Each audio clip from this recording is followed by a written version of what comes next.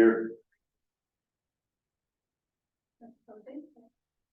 Dr. Sewell. Here. Mrs. Bett. Here. Mr. Ryan. Here. Dr. West. Here. Dr. Wall. Here. Stand for slide one.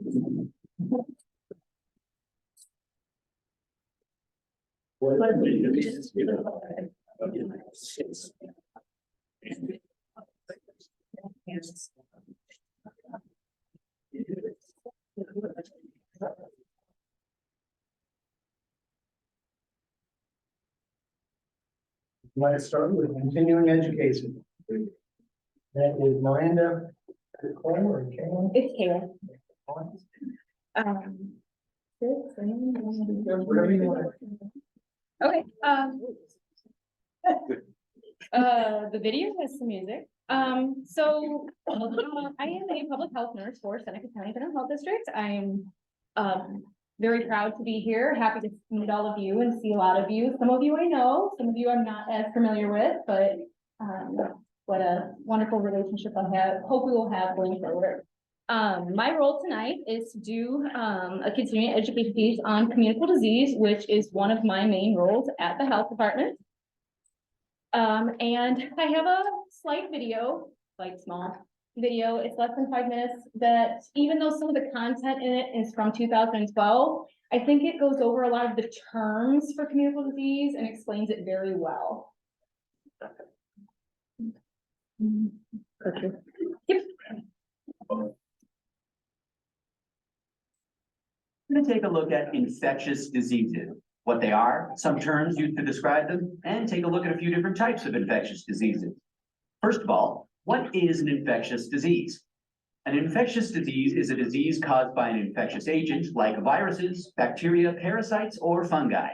Infectious diseases are a global problem and in the past used to be the leading cause of death. There were large epidemics of smallpox, TB, syphilis, cholera, and plague that caused millions of deaths around the world. The 1918 influenza pandemic alone was responsible for the death of around 40 million people globally. Thankfully, advances in nutrition, antibiotics, immunization, food safety, housing, and sanitation has led to a massive reduction in infectious diseases. However, even now, they're a problem. In 2012, infectious diseases were responsible for 3 of the top 10 causes of death in the world. These 3 were lower respiratory tract infections, HIV/AIDS, and diarrheal diseases. In addition to this, malaria and tuberculosis continue to affect millions of people. New diseases like Ebola and MERS-CoV have sprung up, causing deadly outbreaks and killing thousands of people. Let's have a look at what happens when a person gets infected and talk about some terms that are used to describe infectious diseases. When an organism enters the body, some people fight it off with their immune system, while others can go on to develop disease. People are likely to develop disease if they have weakened immune systems. This could be due to drugs, age, or other disease. They're also more likely to develop the disease if they're not immune to it. For example, if they haven't had the disease before, or if they haven't been vaccinated. The time from when someone gets infected to when symptoms start is called the incubation period. The clinical stage of the disease is marked by the onset of symptoms. There can be considerable variation in the clinical stage, ranging from very mild symptoms to very severe symptoms. The disease lasts until the infection has resolved or the person dies. Now, for some important terms that you'll hear when describing infectious diseases. The infectious period is the time during which the infected person can spread the disease and infect others. Sometimes people may not have any symptoms, but still be able to infect others. These people are called carriers. Case fatality is a measure of the severity of a disease. It is the proportion of people that die from being infected. For example, if 6 out of 10 people with the disease die from it, the case fatality is 60%. The basic reproductive rate is a term that describes how infectious a disease is. It is the average number of secondary cases that occurs as a result of one infected individual. For example, measles can have a basic reproductive rate of up to 15. This means that one case of measles can cause up to 15 other cases of measles. Another way to measure infectiousness and the spread of disease is the secondary attack rate. This is the proportion of people who are exposed to the disease that develop an infection. For seasonal influenza, it's about 10%, meaning 1 out of every 10 susceptible people exposed to an influenza case will develop the infection. Now, let's have a look at some important categories of infectious diseases. Zoonotic diseases are diseases of animals which, when transmitted to humans, can cause disease. It is estimated that over 60% of human infectious diseases are zoonotic. Examples of zoonotic diseases include diseases like leptospirosis, toxoplasmosis, campylobacter, and rabies. An emerging infectious disease is a disease that has appeared in the population for the first time, or one that may have existed previously but is rapidly increasing in incidence or geographical range. Examples of emerging infectious diseases include MERS-CoV, Ebola, Hendra, and new influenza strains. Neglected tropical diseases are a group of tropical diseases that affect the poorest countries of the world. Traditionally, they have not received much global attention, but continue to cause illness in the most vulnerable groups of people in the world. They include diseases like leishmaniasis, trachoma, sleeping sickness, and schistosomiasis. Vector-borne diseases are diseases that are transmitted from an infected animal or human to another person through the bite of a vector. The most common vector is the mosquito. Others include ticks, flies, fleas, or snails. Example of vector-borne diseases are malaria, dengue, sleeping sickness, and schistosomiasis. Vector-borne diseases are responsible for over 17% of all infectious diseases and cause more than 1 million deaths each year. So that's a quick introduction to infectious diseases, what they are, some terms to describe them, and a few different types.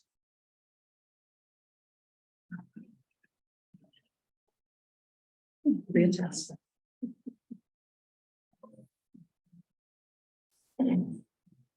So that was kind of a brief overview of what communicable disease is.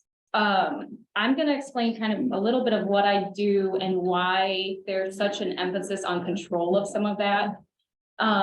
It is a basic public health program, and it is a foundational program.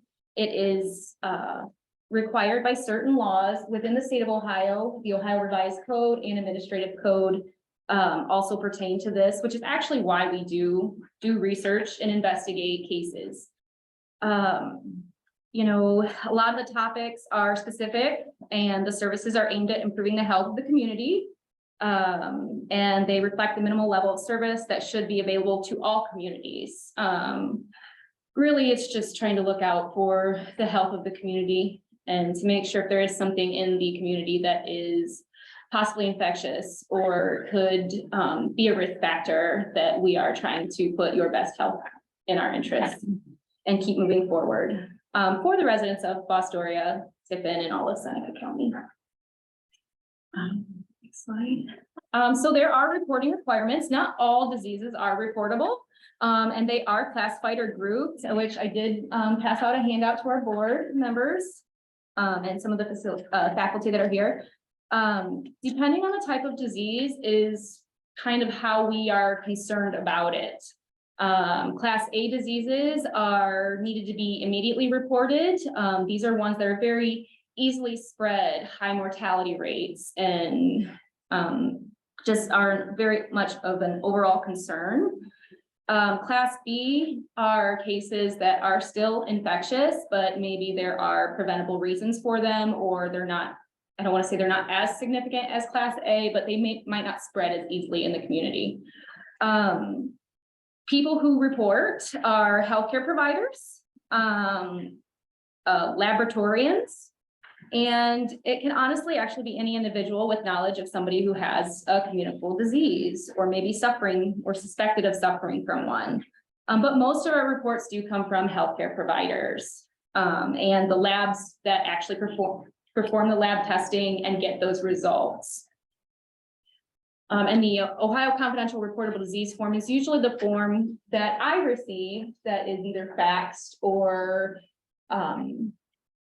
sent via sometimes email from other counties that gives me the knowledge that there might be a disease that I need to follow. So who is our communicable disease team? Because I say team because it is a multidisciplinary subject. It sometimes is not all down to one person. So some of the faces that you may see,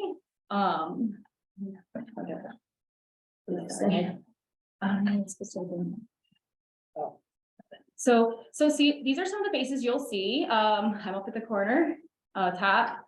Because I am one of the main ones that do get the reports, make sure they're into the Ohio disease reporting system for the state of Ohio. And do some of the primary investigation that goes along with it. Andrea is up there, she's our director of nursing. She gets phone calls just as much as I do sometimes on what to do. And then Betsy and Jean are also public health nurses, because if I am not available, the show must go on. So I have some backup to help me and I'm very grateful for them. Anne is also a part of our team. A lot of the times there can be phone calls, especially if it's a class A disease, that come in after hours. If for any reason that we need to be notified, you can reach out to the sheriff's office and they will get a hold of the on-call person, which is usually Anne or Andrea. And then we go from there. So our epidemiologist, we actually do contract with an epidemiologist. He does a lot more of like the data set points and the numbers. He is out of Wood County and he is always available. His name is Tyler Briggs. He is always available if I have questions or anything to go over with, or if we have questions ourselves, maybe it's something he experiences a little more in Wood County and can help us out. Environmental is up there. Sometimes the disease or the case in question, it might be something pertaining to food. And sometimes environmental will go out and take food samples to see like norovirus. Norovirus is something that you can get from eating a contaminated food source, and it is very easily spreadable and causes severe diarrhea. And then there is an emergency preparedness coordinator, that is Harold Huffman. He would be brought into the situation if we were dealing with an outbreak or something that may impact a large number of people or require extensive time or resources to investigate or respond to, or if we need other assistance from other agencies or counties. Next slide. So that being said, let's give you an overview of where Seneca County is as far as communicable disease. In all honesty, I do feel like I am grateful for our county that we don't see some of the things that some of the bigger counties surrounding our area do, but that doesn't mean they're any less significant.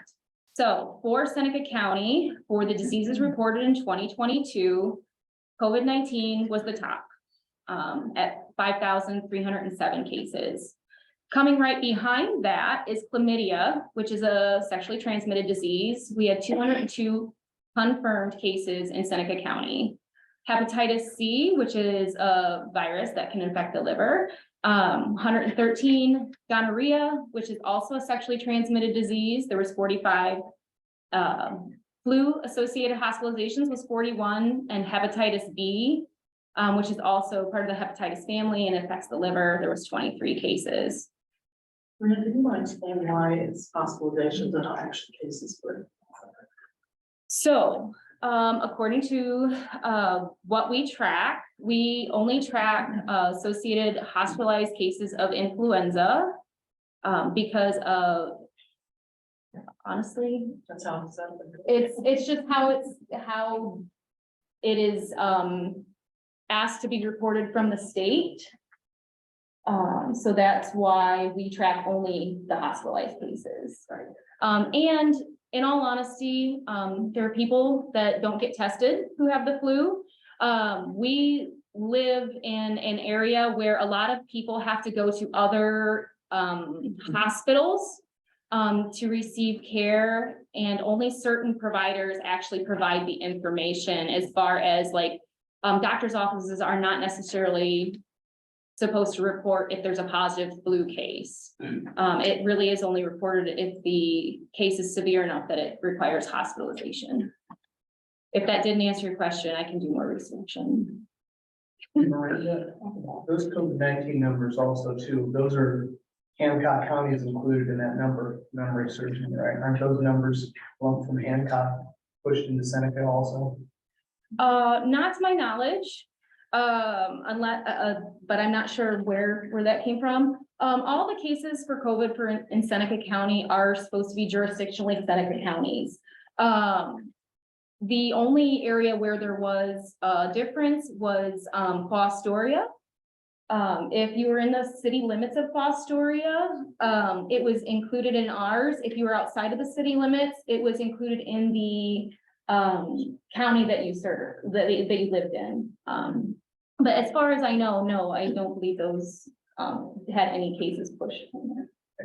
Somebody at one of the nursing homes said, yeah, we had to send it to Seneca County and they were in Hancock County. And I'm like, I was just curious about it. Right, because for cities that overlap counties, it has to be assigned to a certain county to be responsible. We are responsible for the entire city of Fostoria.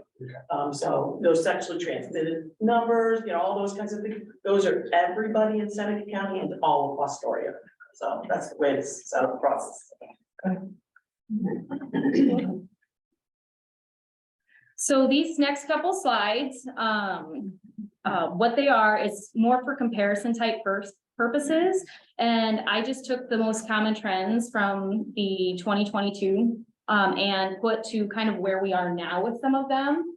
They are still pretty much in order from what they were. COVID, if you look up at my graph, COVID, and it is current as of the month of March. COVID, we were at 474 cases, and then the red is from 2022. The blue is from 2021. The lighter blue is 2020, and the green is 2019. And it's just to give you a visual scale of kind of where it's at or where it's progressed. Along with chlamydia, hepatitis C, and on the next slides will be the gonorrhea, hospitalized influenza, and the Hep B.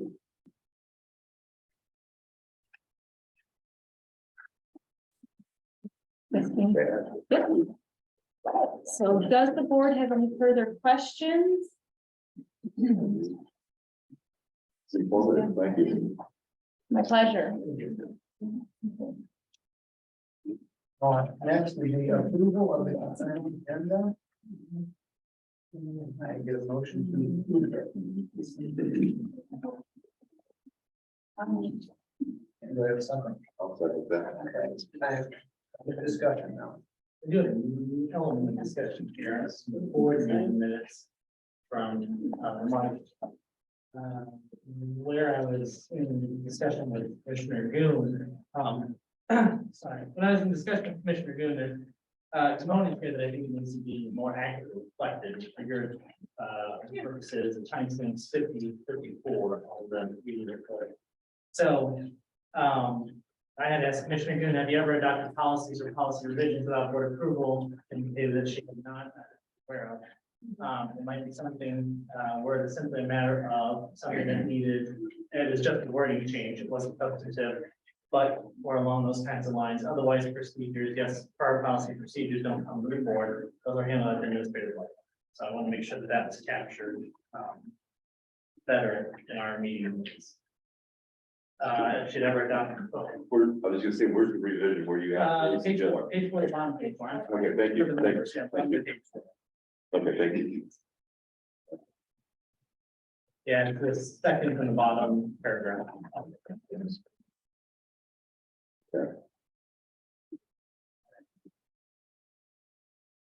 And then the other component of it was the last paragraph, it reads, that where it says, I'm just going to start back in local community meetings that were discussed at the board in the past, and that was kind of the end of it.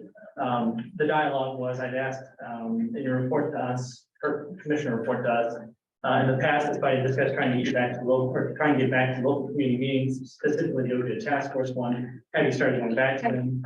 I couldn't hear the older head or the minutes. I couldn't hear what you said back on that part.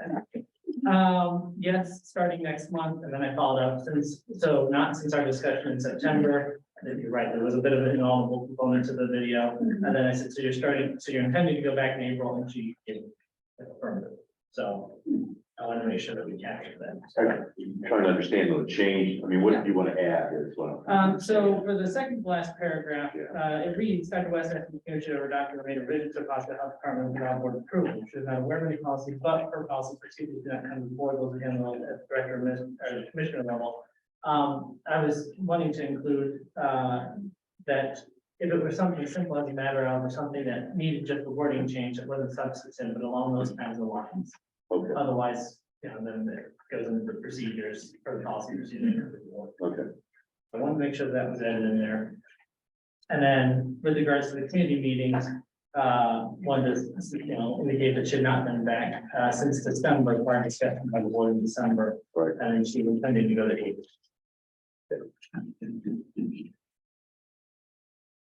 It does, I was just, You okay? I don't know what to say on this guy. Yeah, I get that. Yeah, that's fine. No, you're fine.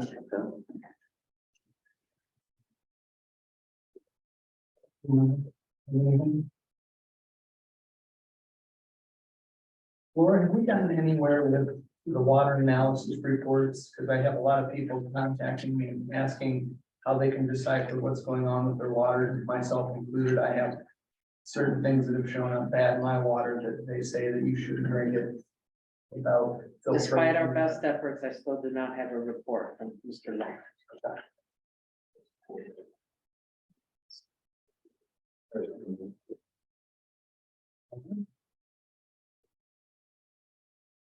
Discussion done. And then next. Take a vote. Take a vote, sorry, if you need to modify them. You have to amend the minutes. Yeah. for- So, of course, I'll make a motion to amend the meeting minutes, as discussed.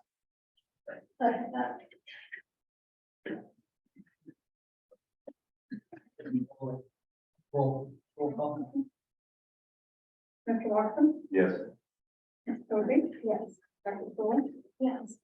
Mr. Good? Yes. Mr. Wiley? yeah. Dr. Russ? Yes. Dr. Wall? Yes. There you go. We'll move to approve the consent agenda. Next. We got a first and a second, so I get Yeah. to vote. Okay, now we've got to Vote on the consent agenda. vote on the consent. We actually could have just done it as I revised my motion to approve the consent agenda with those revisions made. And we didn't And do then, that. right, so you didn't have to go through those extra steps. Let's do a roll. Just do let's just do a voice. Everyone. Aye. Any opposed? No, yes. That is that way. Next are the action and discussion items, health commissioner report. Yeah. Sure, so starting with people, I wanted to share that we submitted a 4-year workforce development grant called WF23. Last week, that totals $435,000. We're proposing to use the funds to continue to support positions that we created with the previous grant to address gaps that we identified during the accreditation process and the pandemic response. However, we will eventually need to find other funds, as in health district funds, to support these positions because they are necessary to maintain accreditation and to ensure the delivery of foundational public health services here in Seneca County. So the other update related to people is that we continue to interview candidates for 3 full-time positions. The health planning and accreditation manager, epidemiologist, and the health educator positions. We put the health educator position on hold because we found out that we and multiple other counties were not awarded the next round of integrated naloxone funding, and that's what funded the health educator position. So until we find other funding sources to be able to support that position, we've stopped that process for that one. But overall, we've received very few applications, and most of the applicants that we've received do not meet the minimum qualifications. So it's been a challenging process. A few with epidemiologists, we made job offers, but they were not accepted. Related to quality and Sunny Farms landfill, I had several different updates. The ongoing communication strategy that we discussed at the February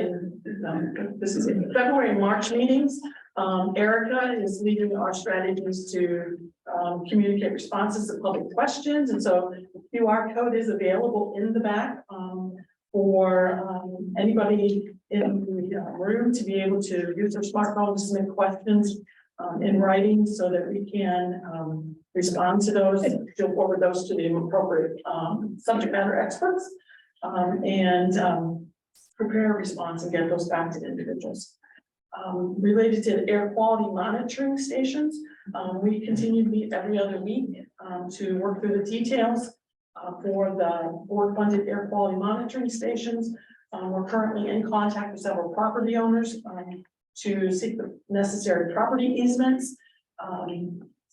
GBB, Gershman, our solid waste consultants. They have drafted the documents that are necessary as part of that sealed competitive proposal process. And those are currently at the prosecutor's office for legal review.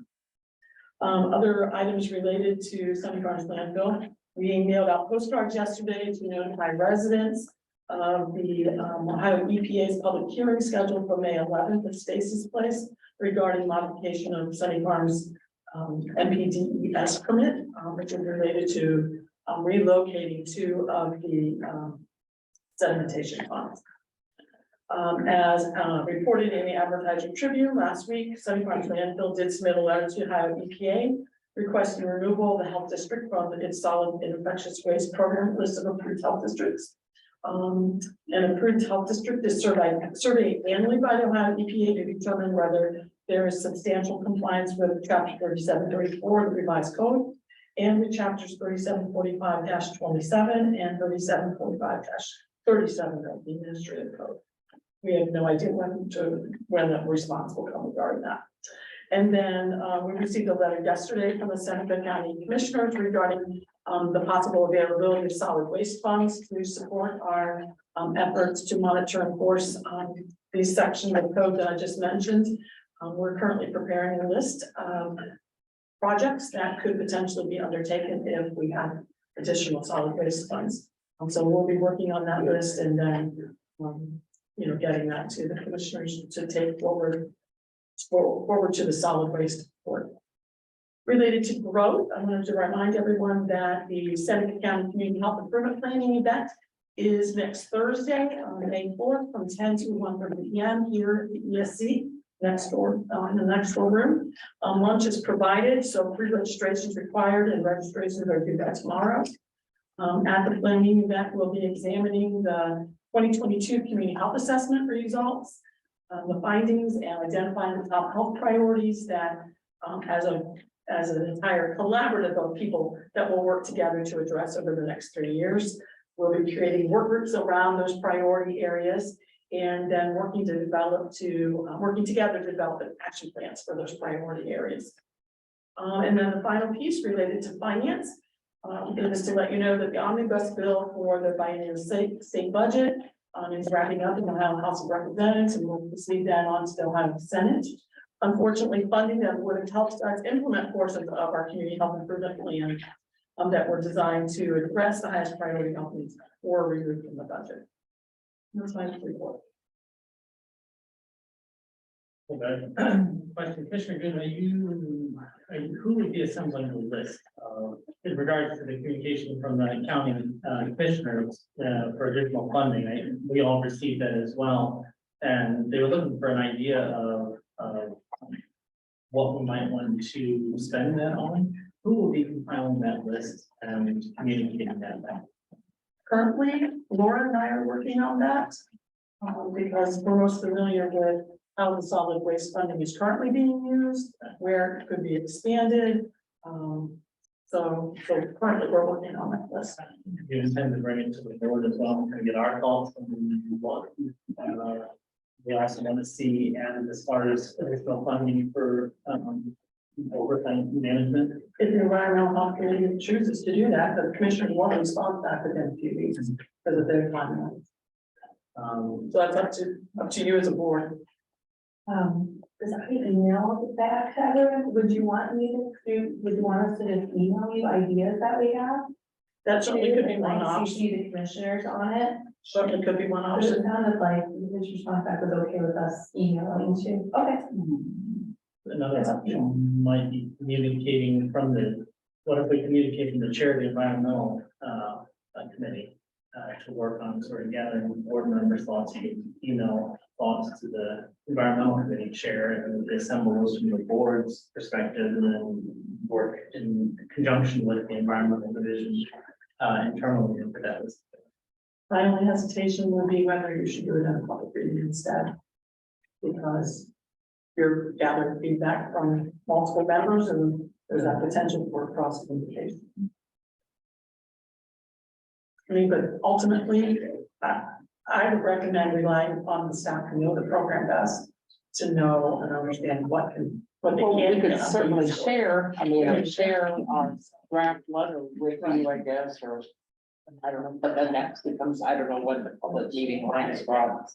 Because I know there's a list of things that, have been talked about by the board as well as potential things we'd like to see added to additional overtime. So, trying to communicate from what the board's perspective is in conjunction, and maybe there's gonna be overlap, things that are already being, are on the short working list within the environmental division, make sure that those items, because the state kind of holds to the but from the board's perspective, our interests or our ideas are also being communicated back as well. It's up to me how you choose to proceed, how you'd like us to. Yeah.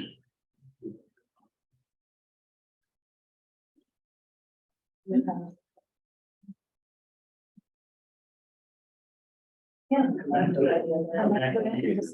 Oh, sorry. I think we can kind of discuss it at the end of it. Put on what's that. I think everybody got the email, so everybody has probably already started. Come up with ideas. Yeah. We knew it was for that.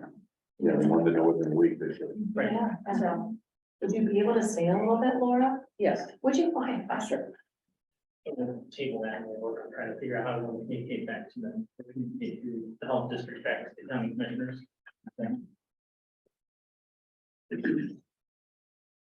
There's a motion to accept health commissioner's report. With another second. Next personnel action. 2A, approval, resolution 2023.07. Approving employment of Sarah Brown as full-time public health nurse number 2, effective 4/17/2023. Number 2. You want to give these individual employment there? Okay, we'll do them together. Number 2, resolution 2023.08, approving employment of Danielle Bauer as full-time public health nurse 2, effective 5/1/2023. And number 3, accept resignation of Kate Gardner, full-time public health nurse 2, effective 4/21/2023. Number 4, accept the resignation of Nicole Mitchell, full-time environmental health clerk number 1, effective 5/4/2023. I'll move to approve the personnel actions. I get a second. Any discussion? Approved? Well, yeah, do a roll call. Verbal. All right, we're gonna do verbal. All in favor, say aye. Aye. Any opposed? Okay, the motion passes. Number 3 is out of county travel. 3A is June 4/24 through 4/26/23, the Ohio Public Health Association, OPHA, PH Combined Conference, $750. Parentheses, 200 to be reimbursed by the AOHC. Number 2, 2B or 3B, Andrew Barrel, 4/24 through 4/26/2023, OPHA, PH Combined Conference, 510, $200 to be reimbursed by the AOHC. 3C, Miranda Kale, 4/24 through 4/27/2023, the National Association of County and City Health Officials 2023 Preparedness Summit, $500, $450 to be reimbursed by the regional PAEP grant. 3B, and June 5/1/23, the State of Ohio's Health 2023 Health Value Dashboard, $225. 3E is Andrea Barrel, 5/22/23, the OPHA Public Health Nursing Section Meeting for $125. 3F, Bonnie Hartman, 6/20 through 6/21/23, Finance for Health Department's Training, $176. 3G, Andrea Merrill, 8/29/30/23, medical countermeasures. Point of dispensing, planning and response for $95. Can I get a motion to accept those expenses for out of county travel? Make a motion. Can I get a second? Okay. Any discussion? Oh, can I get a verbal acceptance? All in favor, say aye. Aye. All opposed, say nay. Okay. Motion passes. Number 4 is the financial transactions. 4A is the payment of bills.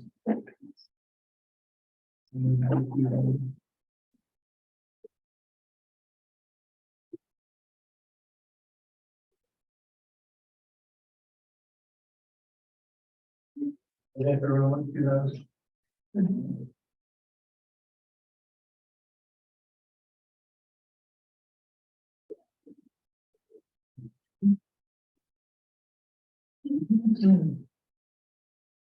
I get a motion to accept the bills. I get a second. Yeah. Any discussion?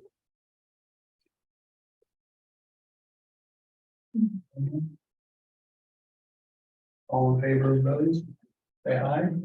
Aye. Any opposed? Next is interfund transfers. 4B, number 1 is $2,910 from 7130-0729-5306-00. MRC contract service to 7130-0729-5304-00 MRC equipment. Or B, number 2, $160 from 7143-0718-5102-00 for the public health workforce salaries to 7143-0718-5306-25, the public health workforce software license service. Or B, number 3, $1,000 from 7089-0714-5102-00 C&DD salaries to 7089-0714-5303-00 C&DD supplies.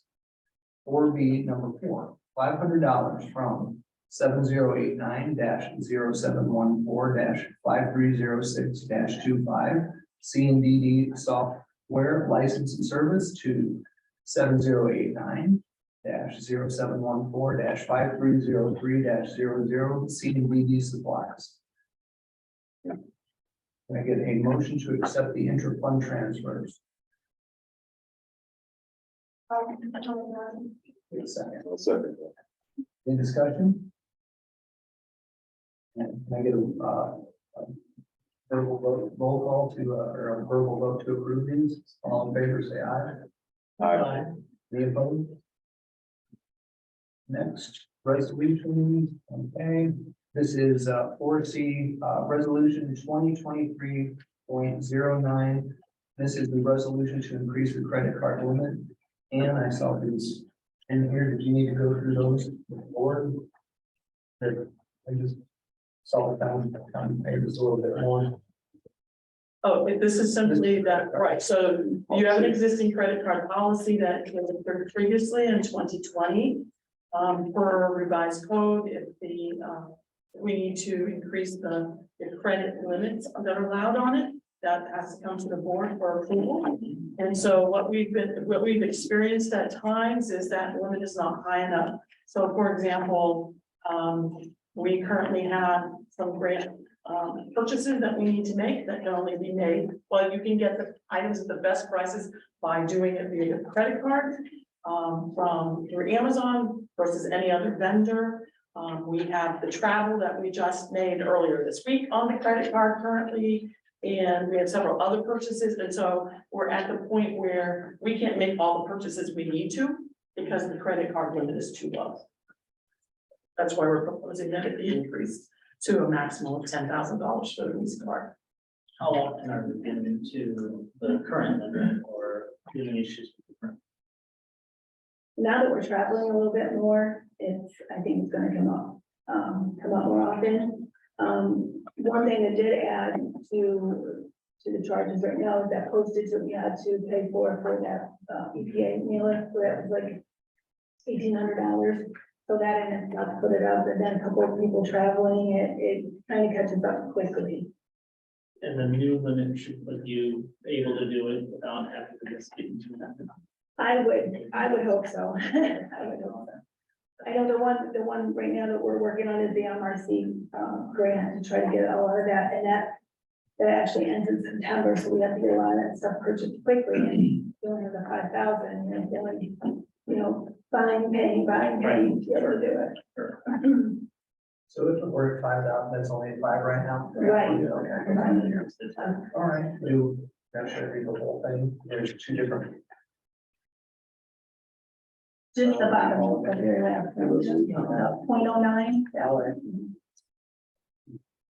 Now therefore be it resolved that the Seneca County General Health Board of Health establishes a maximum credit card limit of $10,000 for the Visa card and $1,800 for the Walmart card.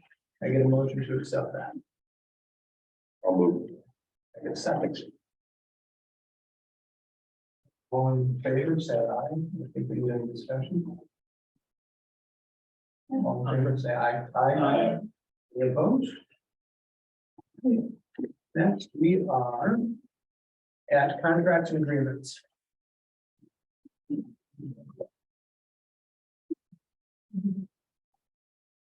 Number 1, A&D Excavating LLC for H2 Ohio Home Fluids Treatment Systems installations of Godfrey property, 4/12/23 to 7/10/2023, not to exceed $22,374 by the mayor. Number 2, Wyandotte County General Health District for Get Vaccinated Ohio Grant Administrative Supportive Services, 7/1/2023 through 6/30/2024, not to exceed $28,626 by the payee. Number 3, Amatec Brookfield for an extended warranty for the Jerome meter, 4/12/2023 through 4/11/2024, not to exceed $1,500 repair. And number 4, the Ohio Department of Health for continuation of naloxone services, 1/1/23 through 3/31/2023, not to exceed $20,000 to pay. I get a motion to accept those contracts and agreements.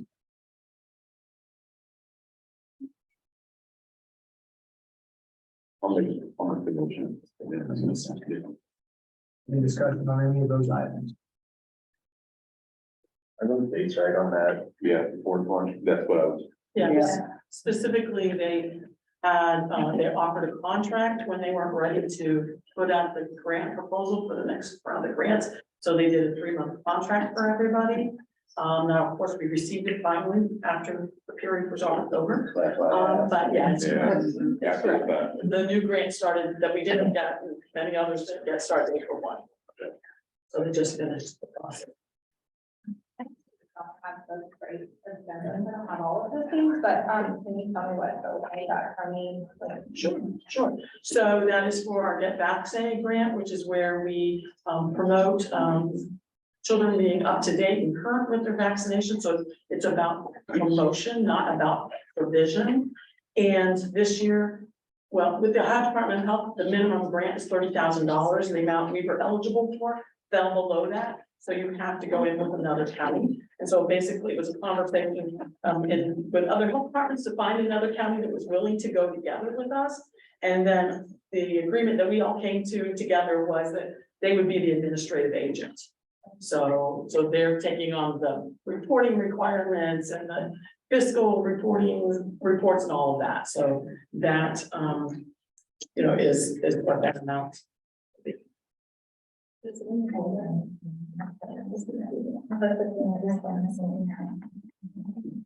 Did you get the new? I mean, I have an agenda, it's just not the revised. Revised. Oh, sorry.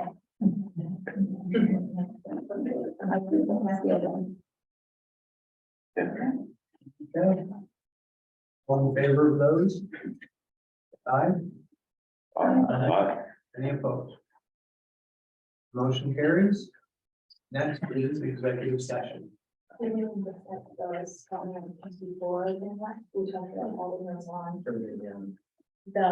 commissioners. Yeah.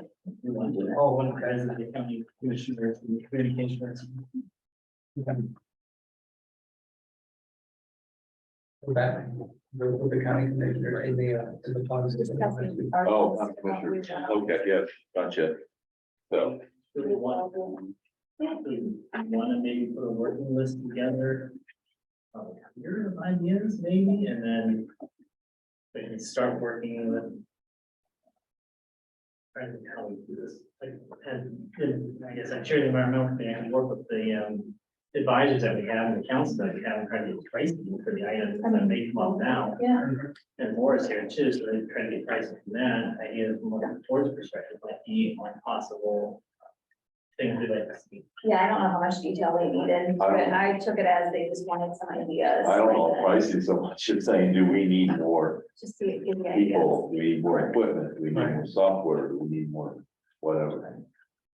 That's the answer to yes. Maybe do we want to put together a work. Well, actually, I would rely upon staff. Yeah, I Right, mean, because you don't do the program, staff does the program, so what? so they would say as far as the funding goes. Yeah, you know. You know, they can tell you how much more money would be to do that. Well, and I mean, this is just my perspective, but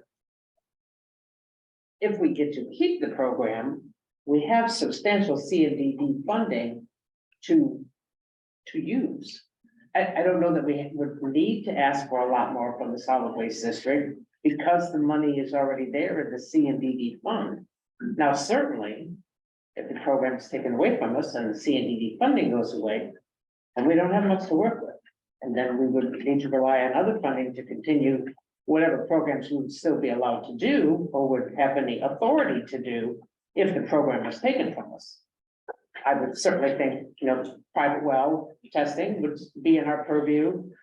An environmental impact study, those things would still need funded. Possibly from the solid waste district, because we would not have the internal funding to do that anymore.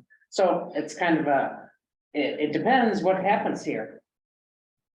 well, they're asking for a list of expected costs. Right, a wish list, yeah. Wish list, I mean, Correct. what we'd like to see, and then what the estimated cost to them would be, and move forward in that direction, and then if we have to modify down the road, we can. Because I know there's one element, like the SO2 meters that we already have in play, and, we're working on getting a cost of what those might be. That's one cost expenditure that we would have for oversight management. In addition to the stationary air monitoring locations. Yeah, because we have two SO2 meters that we're working on that were approved by the board already. You're in the air monitoring. The air, Okay, yeah. so those are stationary, yes. Stationary. I know that we're kind of working on what those prices might be, and that estimated cost would be coming well for the oversight. And then I know too, I emailed about doing that environmental impact study, like you said, so I know that's probably gonna be a substantial sum as well. So Correct. if we can put that kind of sure the top of our wish list. I know we talked about like geological study. That's part of it, isn't it? Is that part of the impact? I don't know. I would think it could, yes. it I should would, be. I would think it's a subsection of environment. Yeah. And I would look at adding additional inspection, so either contracting with someone or adding an additional inspection before the landfill oversight, what that cost might. Do we know where we compare with other areas that have landfills and their personality? There's very minimal apples to apples comparison. Well, right, but I mean, I guess are other areas that have. More inspectors for us. Yeah. Yeah, there are. I was gonna say, I don't know though that it's more for landfill. So for example, Hamilton County, yeah, they have more, but they have 12 landfills.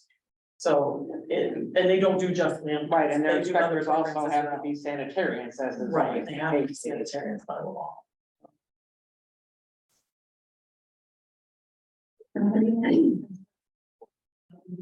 For some of these people.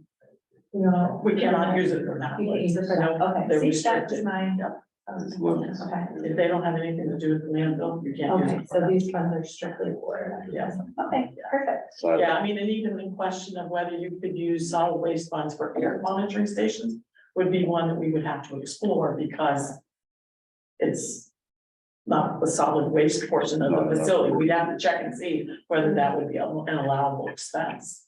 And it's certainly one that we've already mentioned. I mean, we've already shared some of these ideas both with the commissioners and with their legal counsel. So, if you have those funds, you should offset those costs from your current budget. no. Because we already have those costs in our current budget, out of our landfill, out of our CNTD funds. For the monitors. Right. Right. That's what I'm saying. Yeah. It's like your Right. current budget, anything in addition would come out of additional funds. Yeah, I mean, but like Laura just said, we have sufficient funds there to cover the air quality monitoring. So you have any idea what we're paying as far as legal costs with splitting and put our current fire in there? No, not really. Well, you have a limit on what you can spend on legal costs per the, the court order that appointed special legal counsel for you. That court order very specifically said you're approved up to $100,000.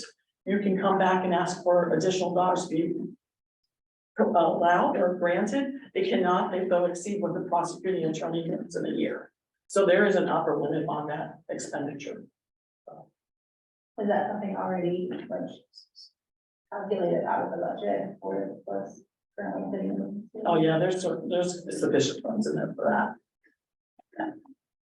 And we communicated with the advisors by board to inquire of them what things they might recommend that they would do in addition to what we might not be doing currently to add to that list. I've had conversations with this as well.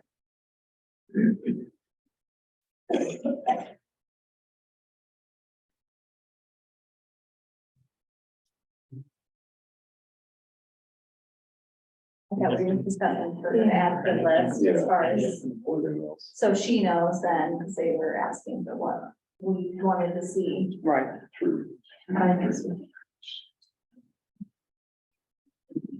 My understanding is obviously continuation with the air monitoring stations, the impact study, an additional inspector. Was there anything else that they suggested to you, what, how you said the advisors? Is there anything else that they suggested to you guys? Nothing else? Okay. I know there's been discussion about radiological assessment on kind of this. The radiological monitors being added to the content of the load scheme. That might also be an additional thing to look in. Yeah. Got it. Would archaeological be part of the impact study? Not sure. Also impact of the landfill study. Oh, yeah. For. You need burial ground? Something, I'm just asking. I'm just curious if that would be something included, I don't know. I just try to keep the environment safe. I think that's probably a good working list for them, at least to start to see what they say, and then I'm assuming that if they feel that things are not included in that, they'll come back, email us that, like, hey, we could do X, Y, and Z, but not these ones, and then we can further discuss from there, would be my thought. Is there need to have a strong opinion one way or another on the additional inspectors, if that's staff that we bring on, or if that's third party contractors? I mean, there's a long-term clause, right, with bringing someone else on versus a short-term contract and possibly just even outside eyes coming in to put their eyes on that. The important thing to note is that if they're not a registered sanitarian, they have no rights. You doing an inspection. Ohio EPA, the law requires they must be a registered sanitarian. or a sanitary. Now, it's possible to bring Experts. landfills, expert Yeah. specialists, people like Chris Lund, Mhm. onto the site with Austin and, provide in-depth knowledge, I guess, but to actually write a violation, but they still have to flow through Austin or any sanitary. So can we give ourselves as a body, to have like possible inspection and also adding additional staff, but then also what the cost might be to bring, right, with like, one on it, and those projected costs to do that. Sure, So we're like incorporating two avenues that aren't, both options available to the board, with like funding to be able to be like food and one Right. other or both. Related to your question about environmental impact statements, typically they look at a minimum would be like the agricultural impact, the ecological and environmental impact, economic impact, health impact, housing and infrastructure impact, land use and real estate impact, transportation impact. So they can be as broad or as narrow as the RFP is written for it. Do you have an idea of what the cost? Yeah, initial conversations with our solid waste consultant is you're talking about at least $100,000. And it would take 8 to 10 months to complete, once you actually put the RFPs out there and, because you'd have to go through a similar process like we're doing with the air quality station. You have to put a competitive, proposal out there. They have to submit their responses and show how they, what it would cost for them to do it. And then you have to have a contract awarded. And this is actually a planning function, so it's not something that the health district would be the lead on. It would be something that you would go through a planning commission for. Because that type of thing is much broader than health. It's much broader than health. And we don't have the expertise to do that type of study.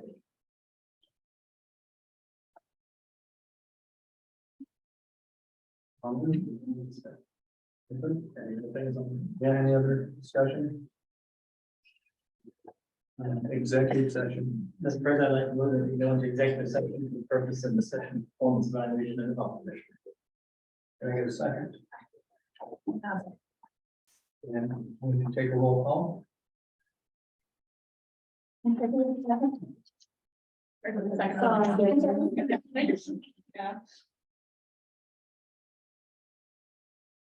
Watson, No.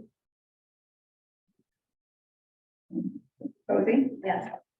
Dr. Sewell, Yes. Mr. Beth, Yes. Mr. Ryan, Yes. Dr. Rock, Yes. Dr. Wall. Yes.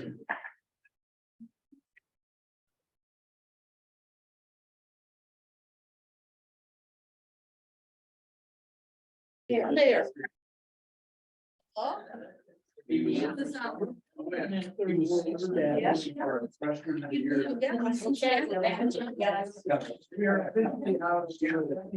The time is 7:52. Just an hour. Mr. President, we have an obligation as the Seneca County Board of Health to duty and responsibility, has a duty and responsibility to citizens that we represent.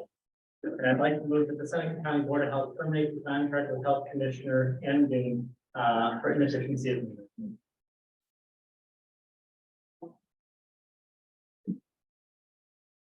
Can I get a motion? Can I get a second? I'll second that. Any further discussion? Better no? No further? All right, roll call, please. Mr. Watson,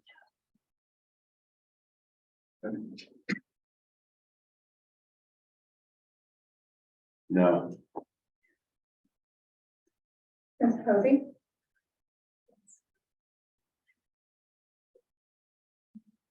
Dr. Sewell. Yes. Mr. Beth. Mr. Ryan, Yes. Dr. Rock, Yes. and Dr. Wall. Yes. Motion carries. Commissioner Goon, your contract with the Seneca County Board of Health has been terminated, having received the specifically required 2/3 majority vote of the board. You are hereby informed that you are to have no contact with the staff or board health members other than through the chair or through the legal counsel. Have no access to the property of the Seneca County General Health District. You will surrender your keys. Board of Health or our legal counsel will communicate with you to arrange for a gathering of your personal belongings. Do not destroy any property of the Seneca County Board of Health, including but not limited to documents, emails, phone messages, recordings, etc. Have no access to your Seneca County General Health District assigned email effective immediately. Make no representation or assumed representation on behalf of the Seneca County Board of Health or Seneca County Health District.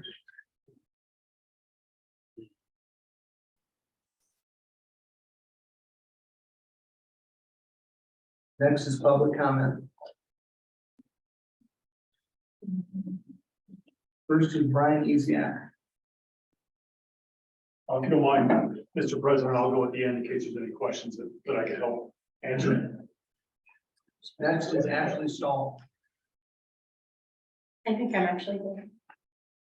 So, I'm good. anyone else? I'll speak. Please sign in. Sure. Can I do it after I'm done? Does it matter? Okay. Okay, thank you.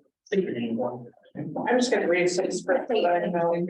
Serena, I live in Plus Serena. I'm gonna read some scripture that I feel pretty relevant in our time that we're living in. It's Isaiah 59, starting in chapter 13. And transgressing and lying against the Lord and departing away from our God, seeking oppression and revolt, conceiving and uttering from the heart words of falsehood. And judgment is turned away backward, and justice standeth afar off. For truth is fallen in the street, and equity cannot enter. Yea, truth faileth, and he that departeth from evil maketh himself a prey. And the Lord saw it, and it displeased him that there was no judgment. And he saw them there. He saw that there was no man, and wondered that there was no intercessor. Therefore his army brought salvation unto him. His arm brought salvation unto him, and his righteousness is sustained him. For he put on righteousness as a breastplate, and a helmet of salvation upon his head. And he put on the garments of vengeance for clothing, and he was clad with zeal as a cloak. According to their deeds, accordingly he will repay. Fury to his adversaries, recompense to his enemies. To the islands he will repay recompense. So shall they fear the name of the Lord from the west, and his glory from the rising of the sun. When the enemy shall come in like a flood, the spirit of the Lord shall lift up a standard against him. And the Redeemer shall come to Zion, and unto them that turn from transgression in Jacob, saith the Lord. And I just want to thank everyone on the board and in this room who have stood up for truth and who have sacrificed for truth. It means a lot, and God will not forsake you. Thank you.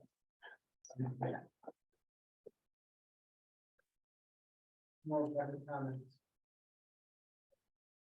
Brian, you want to go? Yeah, thanks, Dr. Wolf.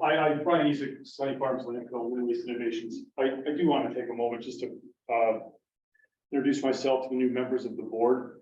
The board is operating under the assumption that Sunny Farms is not a well-run facility.